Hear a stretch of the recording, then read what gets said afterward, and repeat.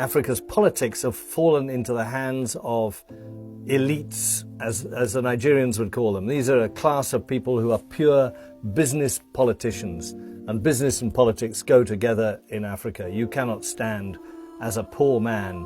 I came across a wonderful example the other day from Kenya, where a man who cycled around on a bicycle was trying to get himself elected, and the people just laughed at him and they say, "You've only got a bicycle, what can you do for us? We need a big man with a big car with money.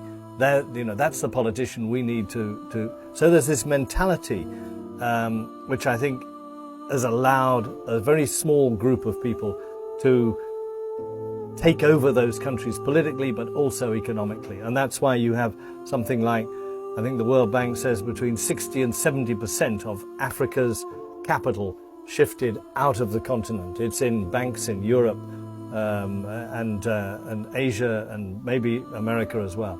But these people just do what the colonialists did, which was suck the wealth out and shift it overseas. And until that changes, that is, until there's a new generation or even a revolution that actually takes power back to African people, I think those problems, that lack of development, will continue. The answer has been, well, why should we invest in Africa as outsiders if the rich Africans don't invest in Africa? And that's been the case up until now. But I think it's changing. I think there is African capital flowing back into Africa, not just from remittances from African diasporas living overseas. 20 billion a year until recently. Not sure which way it's going to go now.